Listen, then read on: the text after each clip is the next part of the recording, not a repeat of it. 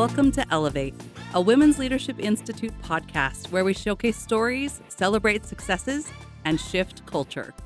Hello and welcome to Elevate. We are here for another podcast to celebrate our 10th year, and we are excited to have Mallory Santa Cruz with us today. She is the Vice President of Success and Education.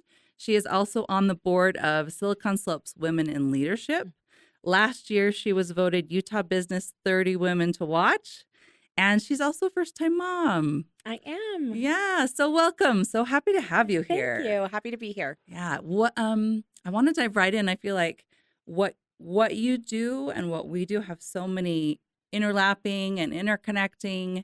I'd love to really dive into that. But first of all, I'd love you to introduce yourself. Yeah. Tell a little bit about you and especially something personal that we can relate to. Yeah. Well, thank you for having me.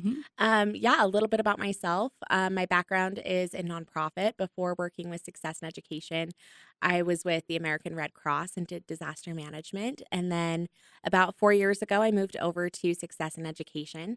And it's a really just interesting structure. It was started by the Garf family. Mhm. So it's the Garf Foundation. And we're celebrating our 20-year anniversary this Wow, year. congratulations. Thanks. It's Okay. been incredible to see just over the years how we've served Utah students Mm. and worked to help create educational pathways. But yeah, so originally what I came over for was Erin Trenbeth Murray and Kathy Garf were building out the Women Who Succeed program. So Okay. Success and Education is the foundation, and then we have various initiatives. But Women Who Mm. Succeed was a women's leadership program for high school and college age young women. And they said, we're going to be building this out. We'd love to invite you to come on board. And that was just something that was so passionate. It was an area of passion for me. It was a Was that an passion instant project. yes? You're like, yes. Yes. Okay. Yes. Yep. And so that was back in 2021. Mm. And I have loved it ever since. Mm. And yeah, true to my roots of being passionate about building community, I serve on various boards. So I'm on the Red Cross board. Mm. I was on Discovery Gateway Children's Museum, Silicon Slopes Women in Leadership. And then, this last year I welcomed my first daughter. Yes. So, Congratulations. and then something interesting about me, I did my undergrad degree in recreation management. So my first few years of my career, I worked doing community recreation with cities. And it was such a fun degree. I was just going to say, I loved yeah. it. Yeah. And so I took a canyoneering class in college and it got me hooked.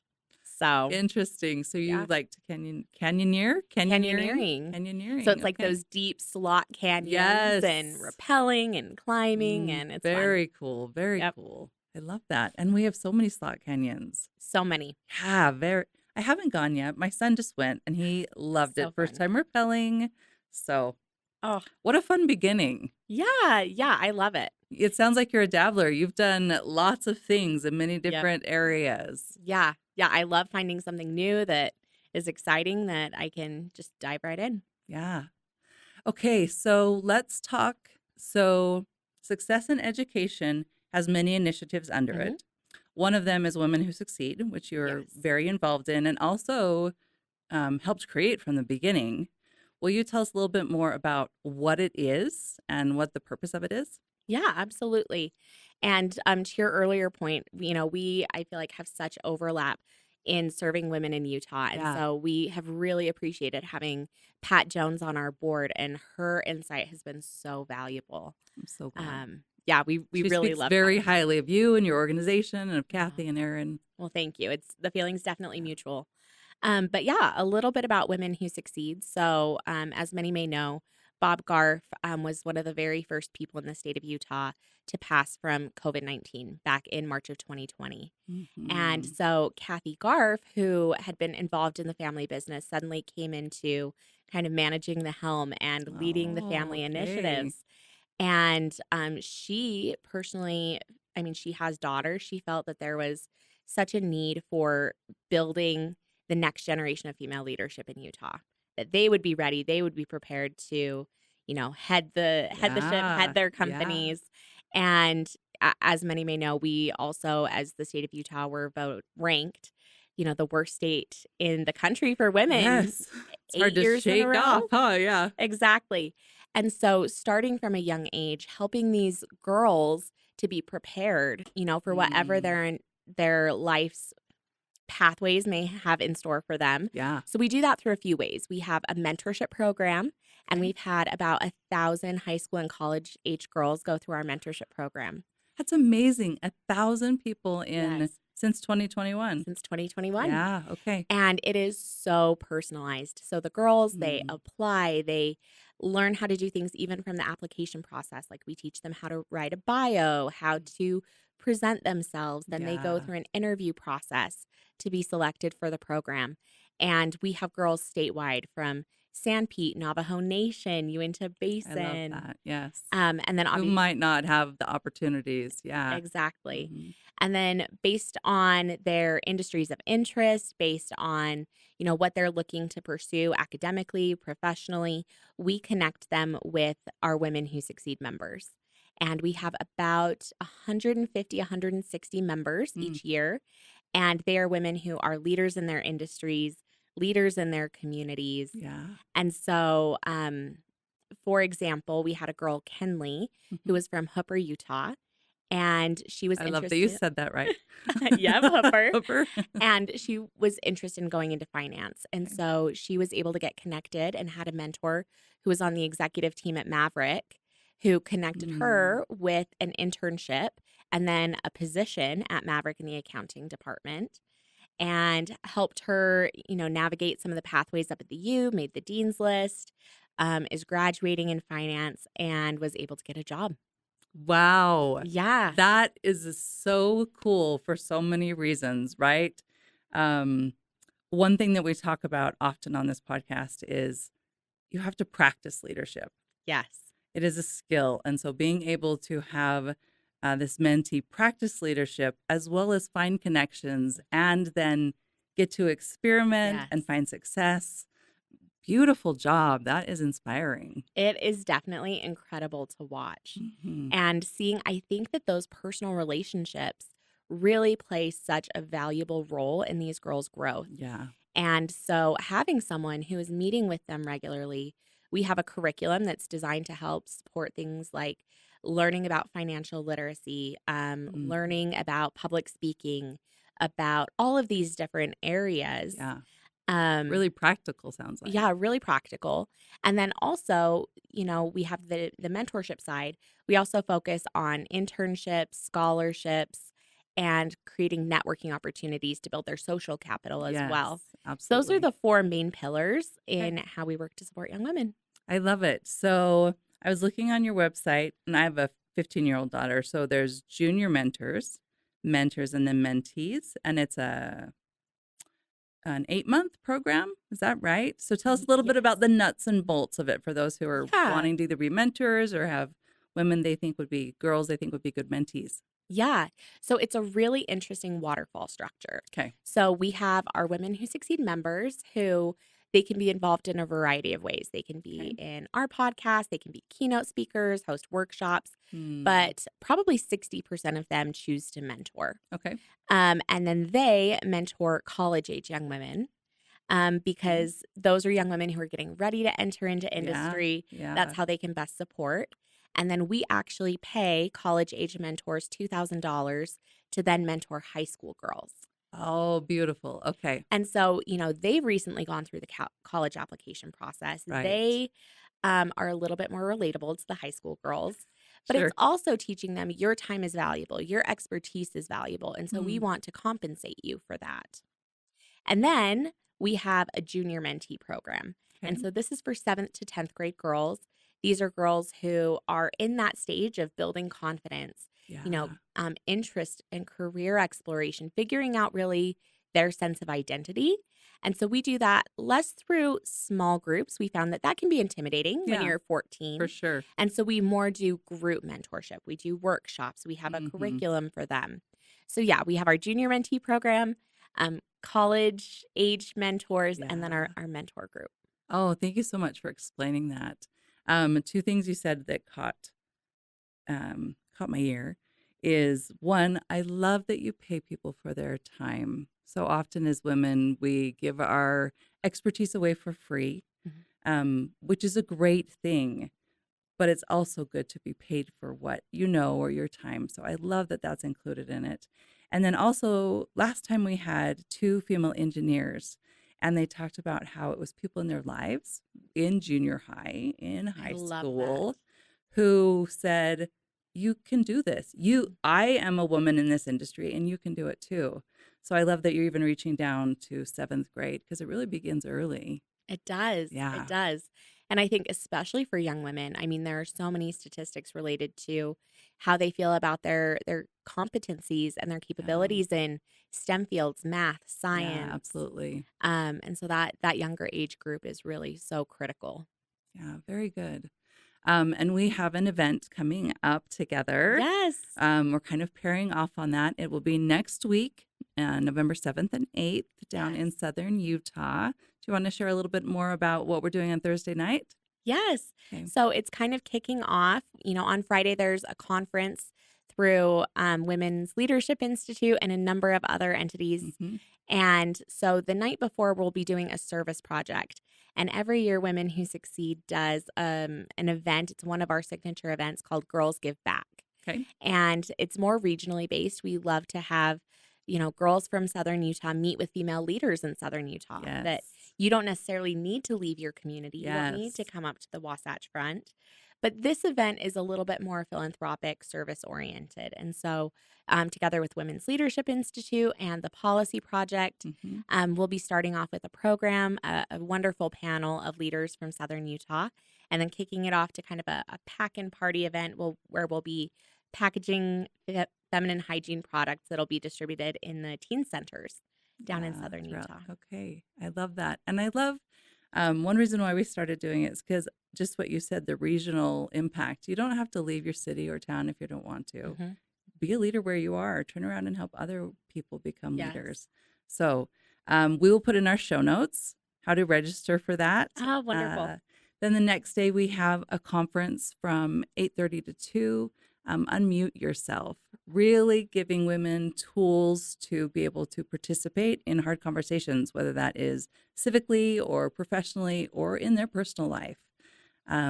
Because sometimes women don't have the confidence to have those conversations, and we feel like it's really needed.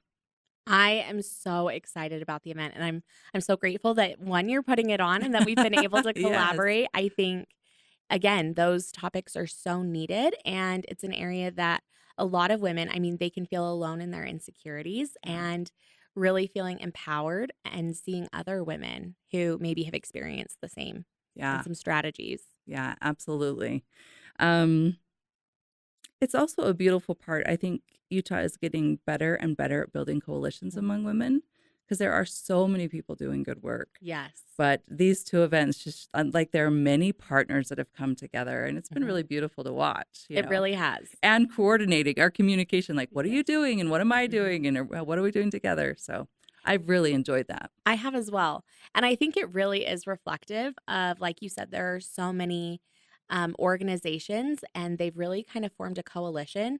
But I've been impressed with the women's communication and Mm, collaboration in making sure that efforts aren't being duplicated. yeah. There's a lot of, cross referring and really kind of digging into areas of specialization. And I think that that's really needed that we're Mm, um, pooling all of our collective talents, resources in a unique way to help fill gaps where they may exist. yeah. That abundance mindset. Exactly. Yeah, I love that you brought that up. Okay, so one other area that we overlap, you've mentioned a lot about mentoring, Hmm. and we have our programs where we bring in women and help develop them so that they can get promoted, work on their career path. Um, Often women, it's so interesting because the statistics, whether you just ask local women or nationally, want a mentor. But when you ask either who has a mentor or who will be a mentor, the number is much, much lower. Yes. That's very ironic for me. So tell us, as you've put all these women through, what makes a good mentor and what makes a good mentee? That is such a great question. And I think I'm going to start off saying that sometimes there's a misunderstanding of what a mentor is. I've Yeah. heard lots of stories from women of saying, I want to give back. I have a young woman who's been an intern or their professors who was in their class who they've barely spoken to these girls, and the girl will come up and say, "Will you be my mentor?" And they say, Right. Yes, I'd be happy I don't know to." what that means, but okay. And then the girl says, "Oh, okay, great." And then it never really evolves from there. So they know that they need a mentor, Yes. but the understanding of what that relationship looks like, I feel like can be a little Mhm. bit confusing or ambiguous.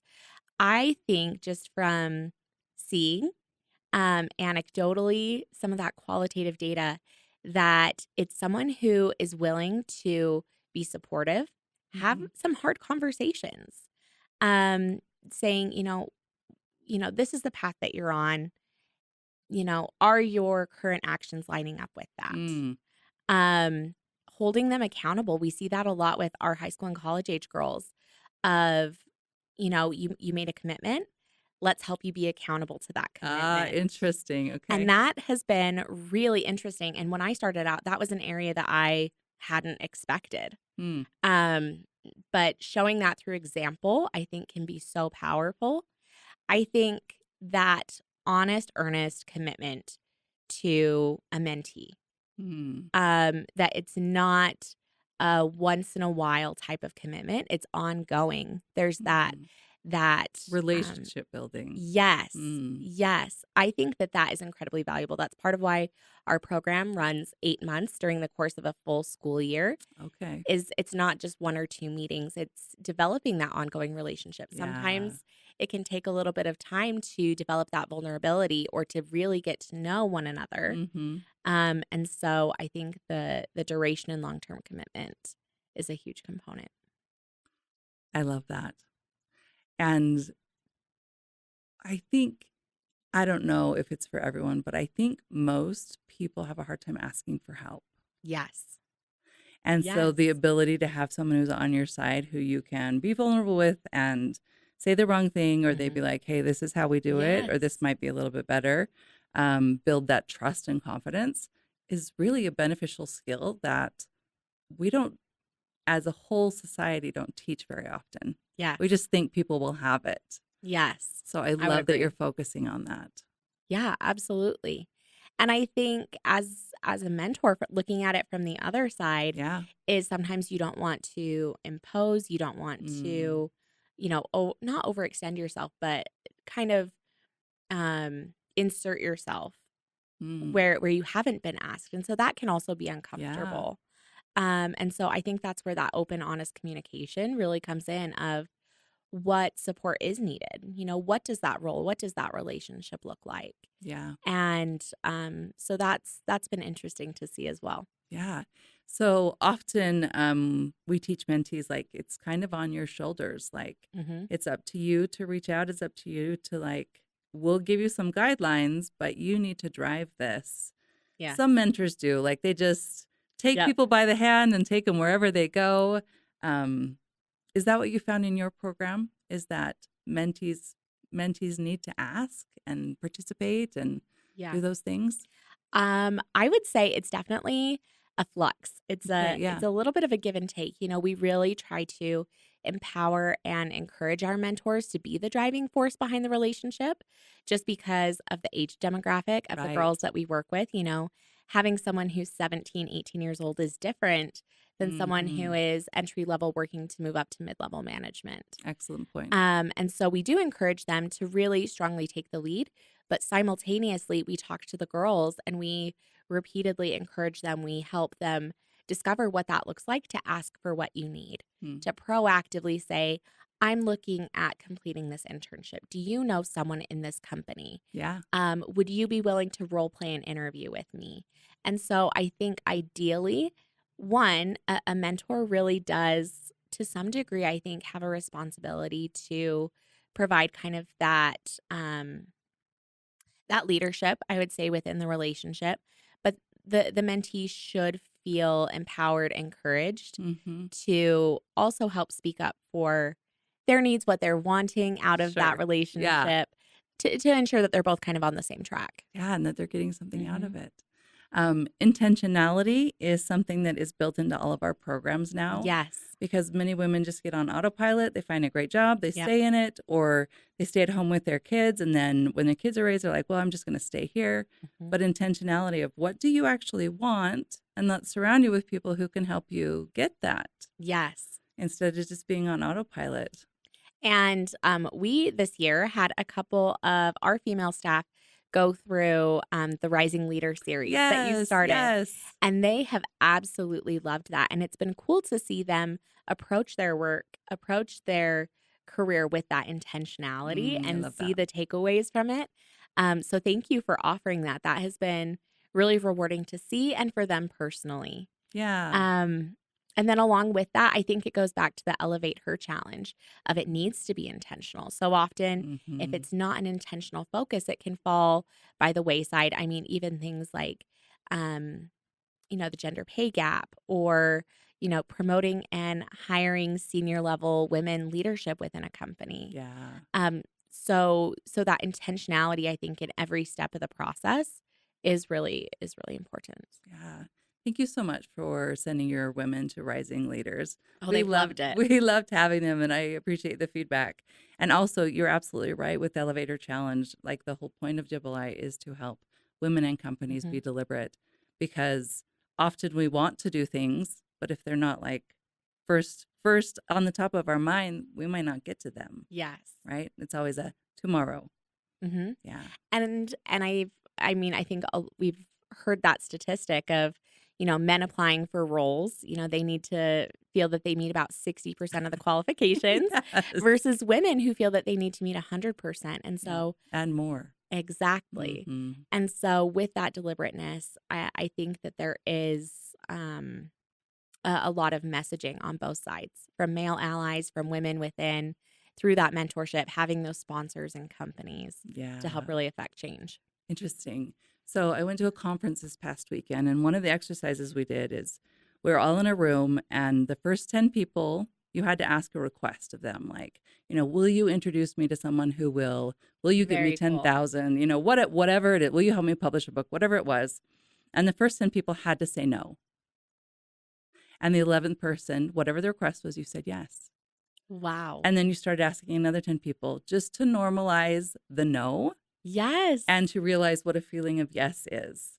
Like when you say yes to someone and you give them your time and your presence and your expertise, that is a gift. It is. And you learn that no is just no and just go on to the next thing. And I think that's also really important for these women and these men to know, right? Yes. Yeah. That is such a cool, unique activity Yeah. within the conference. I really love that. Yeah. Because sometimes on the man's side, he's like, do I open the door? Do I not? Can I talk about this? Mhm. Can I not? So just normalizing it for all of us. We're just working through this together. Right. Yeah. And that those first 2 or 3 no's, that can feel so So demoralizing. demoralizing. And like, maybe I shouldn't do it or it's a bad thing. Right. Yeah. And that confidence to push through. Exactly. So I love that. Yeah. Okay. Let's see. From your work with women and in the nonprofit Mhm. space for so long, what would you say Utah is doing really well? And then what's one thing that Utah could improve upon in regards to women? Such a great question. I would say, especially over the last 3 to 5 years, Hmm. we've already touched on this, but the coming together of coalitions, the number of women's organizations that are truly working together, Hmm. I think has been a huge step forward. I mean, there's Women's Leadership Institute, there's Tech Moms, there's Women Tech Yeah. Council, Boulder Way Forward. I think Yep. Boulder Way Forward was a huge step. Absolutely. Silicon Slopes Women in Leadership, Women Who Succeed, Yes. all of these entities that are coming together to support women in different ways um, has been really, really cool to see. Um, I also think just awareness of cultural components, awareness of how to make additional options available for women, of really reaching through to the next generation. Yeah. I think that those are huge strides that we've made as a state. I think some areas that we still have opportunity. One is elected female leaders in office. Yes. I think that that is a huge step on both Mhm. sides of the table, both the political parties having women elected. Um, is a really important step for us. I would also say, um, family leave policies in the state of Utah, where we are a state that really prioritizes family. Yeah. I think until we have that, it's going to be a challenge for women where they feel they need to choose between a family and a career. And so Mm. those family friendly policies, I think, can be very important. Additionally, I would say um, continuing the awareness, but from the male allyship side. And that's an Yeah. area that I think Women's Leadership Institute has done such a tremendous job. Thank And you. I think as it continues over the years, that perspective of, we're not here to take away from men. We're not here to Yep. um, tell men what they're doing wrong, but simply that abundance mindset that there's enough opportunity for all, that there are Yeah. a variety of experiences and talents and skill sets that everyone benefits from by women coming forward and having leadership opportunities. Yeah, it's really interesting as you were speaking, the parallel between how we talked about women coming together, Yes. right? And with an abundance mindset, and we have resources to Hmm. share, as well as our work that we do with men Yes. of the exact same thing. Yes. So maybe both genders have things to learn in this area. Yeah, I would agree. I would agree with Yeah, that. yeah. Um, and I agree that Utah has made lots of strides, especially in terms of pathways for Hmm. women, because there's no one size fits all. I Right. remember writing a post about what does success look like? Hmm. Because my career has been very nonlinear, right? I've consulted, I've been full time, I've been part time, I've stayed at home, for large sections of time. But success is what we create, and Yes. that permission part, or whatever the word is for that, Mhm. I think is really important in order for companies to grow and build good teams and have women's perspectives.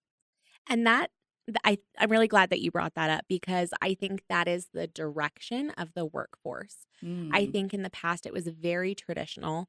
You would stay with the same company for 15 plus Yeah, years. yes, get your gold watch or whatever it was. Yes, Uh-huh. exactly. And you would commit to an industry, you'd commit to Yeah, um, a job title or role, and there wasn't that flexibility. Whereas now, just the inherent rate of technology innovation, yeah. the majority of jobs that are going to exist 10 years from now aren't currently even created at this point. And so I think that creates a lot of new on ramps and off ramps for women Mhm. in their careers where, they can take a few years off to raise their children in those young ages, but then Yeah. they have an easier on ramp back into the Mhm. workforce. And so that'll be really interesting to see and to navigate. And I think also communicating to young women that their careers likely won't be as linear as prior Yeah. generations, and that is a huge opportunity. I love that you say opportunity. Mhm. Yeah, I love that. Um, I wanna pivot a little bit and talk about family. Yes. I didn't know when you talked about Women Who Succeed, about Kathy Garf, um, in Bob's passing, being able to take Mhm. over. What a transitional time, Yes. right? And her daughters, and saying, "What can we do to help women?" You being a first-time mom, we just talked about parental leave.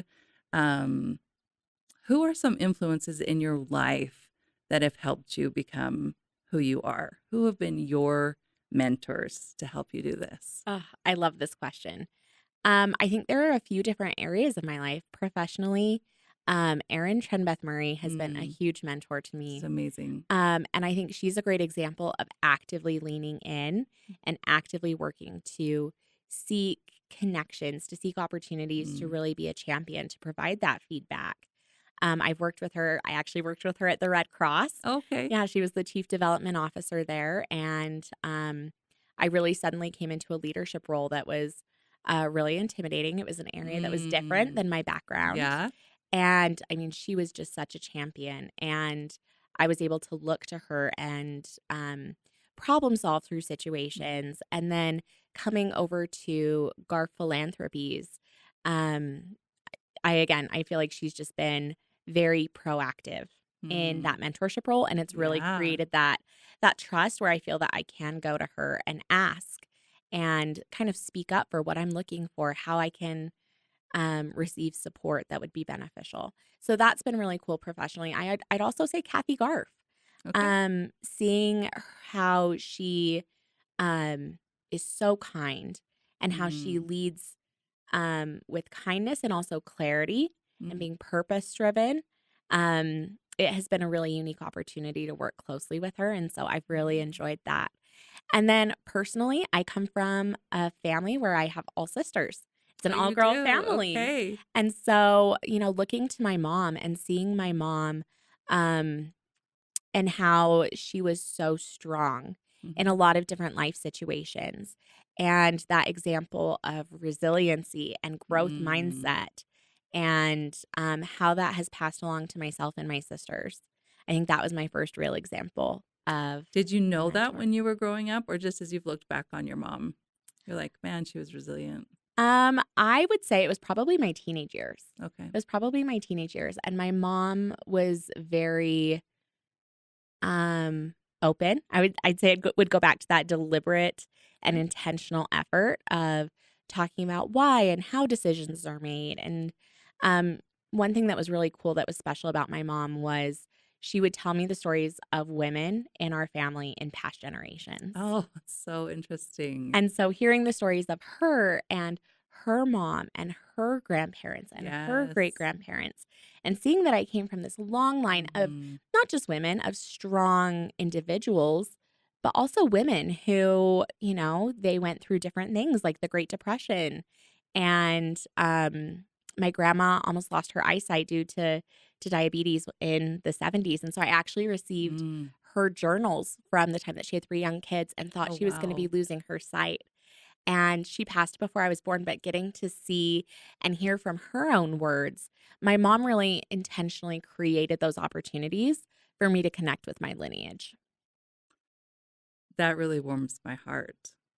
Um, so you talked about the modeling that you and Aaron do, like Mhm. mentorship, and then you created this mentorship program. I Yeah. love that.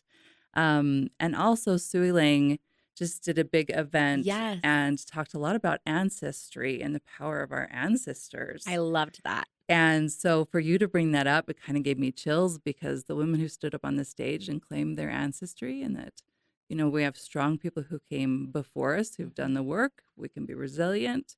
There was something that just really resonated with me that I hadn't heard in the workspace before, Right. but I think can be very powerful to think about. No, I loved that, and I loved the panelists that she had and Yeah. the women who went up because their ancestry, their family stories were all so different So different. Yes. that it doesn't look the same way Hmm. for every family, every person, and Yeah. that's okay. And then that's okay. And it's beautiful. Yes. Hmm. And so thinking forward, you have children and myself as a first-time mom, I mean, there can be a lot of pressure, I think, in figuring out how you want to be there, how you want to set up your children Yeah, for healthy, successful, happy lives, of course. and that looks different for every family. The legacy that you Yeah. leave is unique. Mm, very cool. Well, this has been a delightful conversation. Yeah, You thank are you. so well spoken, and I can see that they're in good hands with you and the Mhm. mentoring that you do. If the women from our programs, or if, well, let's ask two questions. The women from our programs want to sign up to be mentees. How would they go about that? Great question. So we are just getting ready to open our applications actually for Okay, this good next school year. timing. It is. So they can just go to our website. It's Okay. womenwhosucceed.org Okay. and learn a little bit more about the program. We actually have a mentee tab where they can click, learn specifically about the mentorship program, what it Okay. entails, Perfect. and apply there. And then for the women, same thing. We have a membership tab where they can, learn more about what membership entails, or, they can reach out to me, LinkedIn, email, Yeah. and I'm Okay. happy to get them connected. So that was the other part of my question is like our Elevate Her Challenge companies, when they start participating with us Yes. and understanding the power of these principles Hmm. that we teach, do full companies, can they sign in as memberships, or is that an individual that signs up for memberships? We have a really interesting mix of both. We have a lot Okay. of individuals, but then in the last 2 years or so, we've started to see groups of leadership teams or just, Mm, multiple women in a company who really want to champion yeah. that. Goldman Sachs, JP Morgan Chase, University of Utah. Okay. So yeah, we have a good mix. Very good. I love that. We will share that. Um, and in closing, is there anything that we haven't talked about that you would love to bring up in terms Mm. of women building women, mentorship, what the future looks like, both personally and in the state? Anything else you want to Mm. make sure our audience hears? That is a great question. I mean, I've really enjoyed our conversation. I feel like we got to cover a lot, but I think the future is bright. I think the future is bright for Utah women. Hmm. I think that they have that strong leadership that they can look to Yeah. for guidance. I think that there are incredible women in the state of Utah who are making huge strides. And so the next generation, I feel like, has a bright future ahead of them. Mm. But also, I think that there are policies being passed. I think that there are important steps that are being taken. And so, just encouraging women to lean in. And I know that that's a little bit controversial, but lean into Yeah. opportunities that are available. Lean in, take the uncomfortable steps, have that bravery and courage, because Mm. that is really how change is affected. Yeah, I love that you said that. For our Elevate Her luncheon that just Hmm. happened to celebrate our 10 years, we had alumna of our PDS program, our political development series, Yes, stand up and say what they've been doing since they that was graduated. incredible. City councils. One of the girls said that she was running for the HOA board, Mhm. right, which she'd never done. But for me, that was so powerful to see women claim, because empowerment in the workplace is one thing, but then the policies that you talked about Yes. are also another layer that I think that we can shore up each other better in. Yes, So absolutely. thanks for bringing that up. Well, it's a pleasure. Let's get Yeah. more mentors, mentees. Let's build more Yes. coalitions for Utah. Agreed. Agreed. Thank you so much, Patty. Yeah, pleasure.